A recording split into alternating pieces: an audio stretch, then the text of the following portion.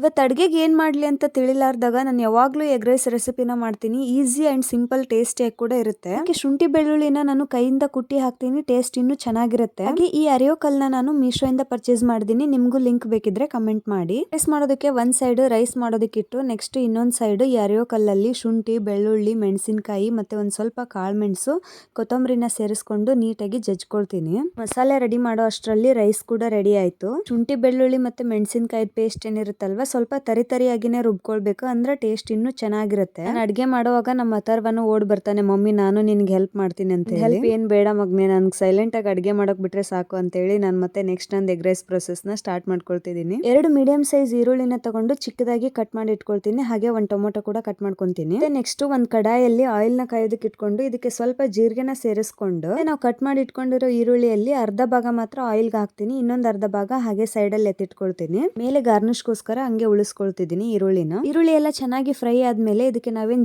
ಇಟ್ಕೊಂಡಿರ್ತೀವಲ್ವಾ ಶುಂಠಿ, ಬೆಳ್ಳುಳ್ಳಿ, ಮೆಣಸಿನಕಾಯಿ ಪೇಸ್ಟ್ ಇದನ್ನ ಹಾಕೊಂಡು ಹಸಿ ವಾಸನೆ ಹೋಗೋವರೆಗೂ ಫ್ರೈ ಮಾಡ್ಕೊಂಡು ಅದಾದ್ಮೇಲೆ ಇದಕ್ಕೆ ಟೊಮೊಟೊ ಮತ್ತೆ ಉಪ್ಪನ್ನ ಸೇರಿಸ್ಕೊಂಡು ನೀಟಾಗಿ ಮಿಕ್ಸ್ ಮಾಡ್ಕೊಳ್ಬೇಕು. ಟೊಮೊಟೊ ಎಲ್ಲ ಸಾಫ್ಟ್ ಆಗಿ ಬೇದಿದಾದ್ಮೇಲೆ ಇದಕ್ಕೆ 1 ಸ್ಪೂನ್ ಅಷ್ಟು ಮನೇಲೆ ರೆಡಿ ಮಾಡಿರೋ ಗರಂ ಮಸಾಲಾನ ಸೇರಿಸ್ಕೊಳ್ತೀನಿ. ಆಮೇಲೆ ಎಲ್ಲಾನು ನೀಟಾಗಿ ಬೆಂದ ಮೇಲೆ ಇದಕ್ಕೆ ಎಗ್ ನ ಹೊಡೆದಾಕೊಳ್ತೀನಿ. ಎಗ್ ಜಾಸ್ತಿ ಹಾಕದಷ್ಟು ಟೇಸ್ಟ್ ಇನ್ನು ಚೆನ್ನಾಗಿರ್ತೈತಿ. ನಾನು ಒಂದು 5 ರಿಂದ 6 ಎಗ್ ನ ಹೊಡೆದಾಕ್ತಾ ಇದ್ದೀನಿ. ಎಲ್ಲಾನು ನೀಟಾಗಿ ಮಿಕ್ಸ್ ಮಾಡ್ಕೊಂಡು ಇದೆಲ್ಲ ಜಲ್ಲಿ ತರ ಇದೆ ಅಲ್ಲ, ಇದೆಲ್ಲ ಹೋಗ್ಬಿಟ್ಟು ಕಾಳ್ ತರ ಆಗ್ಬೇಕು ಎಗ್. ಆ ರೀತಿನಲ್ಲಿ ನೀಟಾಗಿ ಫ್ರೈ ಮಾಡ್ಕೊಳ್ತೀನಿ. ಹಾಗೆ ಈ ಒಂದು ಡ್ರೆಸ್ ನ ಅಂಡರ್ 500 ರುಪೀಸ್ ಅಲ್ಲಿ ಮೀಶೋ ಇಂದ ಪರ್ಚೇಸ್ ಮಾಡಿದೀನಿ. ರೆಗ್ಯುಲರ್ ವೇರ್ ಗೋಸ್ಕರ ಕ್ವಾಲಿಟಿ ವೈಸ್ 10 ಔಟ್ ಆಫ್ 10 ಕೊಡಬಹುದು. ತುಂಬಾ ಚೆನ್ನಾಗಿ ಬಂದಿದೆ. ಬೇಕಿದ್ರೆ ಕಾಮೆಂಟ್ ಮಾಡಿ. ಎಗ್ ನೋಡ್ತಾ ಇರಬಹುದು ಈ ರೀತಿ ಆಗಿರ್ಬೇಕು, ಕಾಳ್ ತರ ಸಪರೇಟ್ ಆಗೋ ರೀತಿನಲ್ಲಿ. ಈ ಟೈಮ್ ಅಲ್ಲಿ ಇದಕ್ಕೆ ನಾವೇನ್ ಬೇಯಿಸಿ ಇಟ್ಕೊಂಡಿರ್ತೀವಲ್ವಾ ಆ ರೈಸ್ ನ ಇದಕ್ಕೆ ಮಿಕ್ಸ್ ಮಾಡ್ಕೊಳ್ಬೇಕು. ರೈಸ್ ನ ಉದುರಾಗಿನೇ ಮಾಡ್ಕೊಳ್ಬೇಕು. ನೀವು ಬಿಸಿ ರೈಸ್ ಜೊತೆ ಏನಾದ್ರೂ ಮಾಡ್ಬೋದು, ಅಥವಾ ಲೆಫ್ಟ್ ಓವರ್ ರೈಸ್ ಇರುತ್ತಲ್ವಾ ಅದನ್ನ ಮಿಕ್ಸ್ ಮಾಡ್ಕೊಂಡ್ರೆ ಟೇಸ್ಟ್ ಚೆನ್ನಾಗಿ ಬರುತ್ತೆ. ರೈಸ್ ಎಲ್ಲ ಎಗ್ ಜೊತೆಗೆ ನೀಟಾಗಿ ಮಿಕ್ಸ್ ಮಾಡ್ಕೊಂಡಾದ್ಮೇಲೆ ಇದಕ್ಕೆ ಕೊತ್ತಂಬರಿ ಸೊಪ್ಪು ಮತ್ತೆ ಈರುಳ್ಳಿನ ಸೇರಿಸ್ಕೊಂಡು ಗಾರ್ನಿಶ್ ಮಾಡ್ಕೊಳ್ತೀನಿ. ಈ ಎಗ್ ರೈಸ್ ಜೊತೆಗೆ ಬಿಸಿ ಬಿಸಿ ಆಮ್ಲೆಟ್ ಹಾಕೊಂಡು ತಿಂತಾ ಇದ್ರೆ ಟೇಸ್ಟ್ ಅಂತೂ ತುಂಬಾ ಅಲ್ಟಿಮೇಟ್ ಆಗಿರುತ್ತೆ.